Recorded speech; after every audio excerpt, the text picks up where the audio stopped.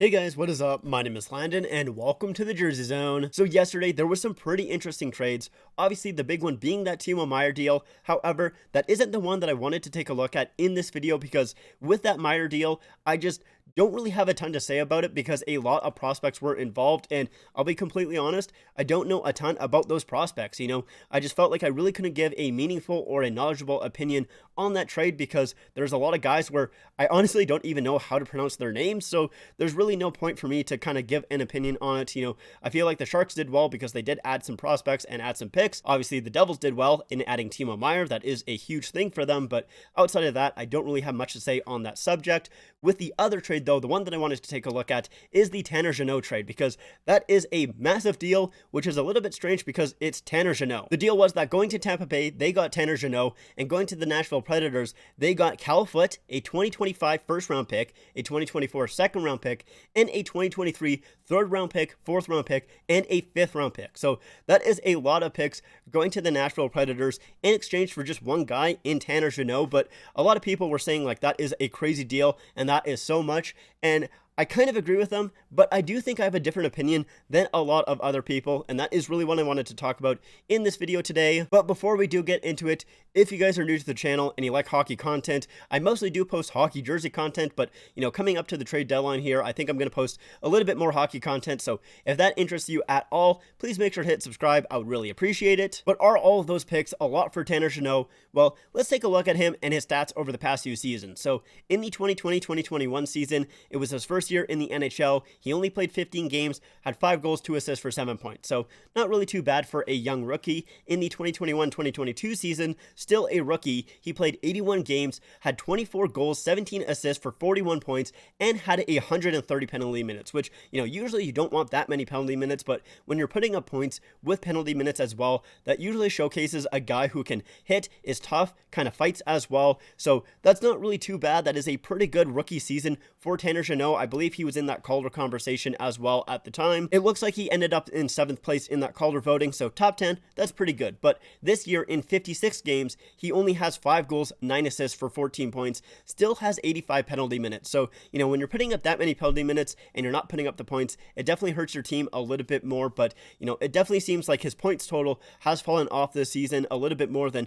definitely the Nashville Predators were hoping for. So looking at his rate this season, this is a ton for a guy with just 14 points. That is for sure. That's not even a question. And there was a lot of people just shocked by this trade, myself included. I tweeted out something when I first saw this trade, I was like, this is ridiculous. But there was also a tweet by Frank Saravelli saying that multiple GMs were stunned by the return for Tanner Jeannot, which, like I said, is completely fair. But I kind of started to take a look at it a little bit more, and I thought about it, and there were some other people who also said, we did say the same thing when Blake Coleman and Barclay Goodrow went to the Tampa Bay Lightning. We were shocked at their return and how much they spent for those players, although it is a little bit different. With Blake Coleman, they paid Nolan Foote and a first round pick, so a prospect and a first. With Barclay Goodrow, they got him and a third round pick in exchange for Anthony Greco, I believe is how you pronounce it, and a first round pick. So obviously they didn't spend as many picks as they did on Tanner Jeannot here, but I do think that is kind of in the same ballpark a little bit. It still is a lot for this kind of player, but honestly, I do kind of trust Julien Brisebois with this trade. He has a very good trade record, obviously winning 2 cups, and there was a huge reason in winning those 2 cups is getting guys like Barclay Goodrow, Blake Coleman, and even Nick Paul as well. These depth players, these grit depth bottom 6 kind of guys is a big reason, obviously not the main reason, but is still a reason why the Tampa Bay Lightning won 2 Stanley Cups and then went to a 3rd Stanley Cup final as well. And honestly, I think they spent so much on Jeannot because I think Nashville realized that, the Tampa Bay Lightning will probably spend quite a bit on this type of player. They kind of have in the past, but also with the Tampa Bay Lightning, they see this guy, they see Tanner Jeannot, and they maybe see similarities in his game compared to the guys that they picked up in the past that has helped them win those cups. So I think, when you get a guy who is a grit player who can still put up points, I think it is quite helpful for them and quite helpful for the Tampa Bay Lightning, and they probably just don't really care at this point. They are going for that dynasty. They want that 3rd cup in 4 years, and if they do get that, they are officially a dynasty, and that's probably what Julien Brisebois really wants. He just wants to hit that goal. He wants that. That is going to be a huge thing for the Tampa Bay Lightning if they are able to get that dynasty title, that dynasty status, which would be a huge deal because the NHL has not had an official dynasty since the Edmonton Oilers in the late 80s. So, if you feel like Tanner Jeannot can kind of help you out in that aspect, even if you want to compare him to a guy like Nick Paul, where he's a bottom six guy, he'll help you out in scoring points and can be a little bit gritty. That is a huge thing to add in the playoffs. For example, last season, Nick Paul was the only player to score for the Tampa Bay Lightning in Game 7 against the Toronto Maple Leafs. He got those 2 goals, and that's what got them past the first round. You just need kind of guys like that. You need depth guys to help you out in the playoffs, and if they feel like that's what Tanner Jeannot can do, it is kind of worth it. But that being said, it is still a lot, of course, to pay for a guy who only has 14 points this season. That is for sure. I mean, if you take a look at it, the Lightning did spend more on him than the Leafs did on Ryan O'Reilly. Although, that being said,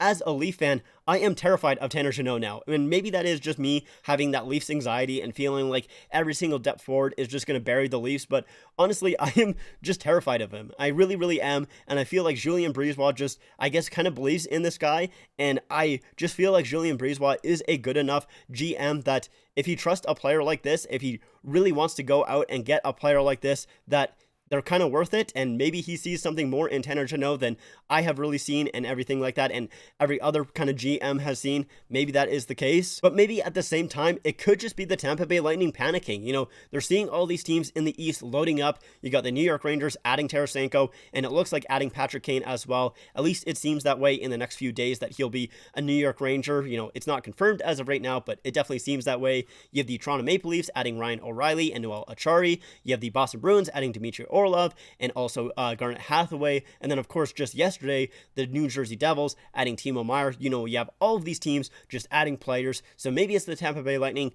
panicking and saying, we need to add someone. We need to get someone something at all, and throwing all these picks and just getting someone because they feel like they need to.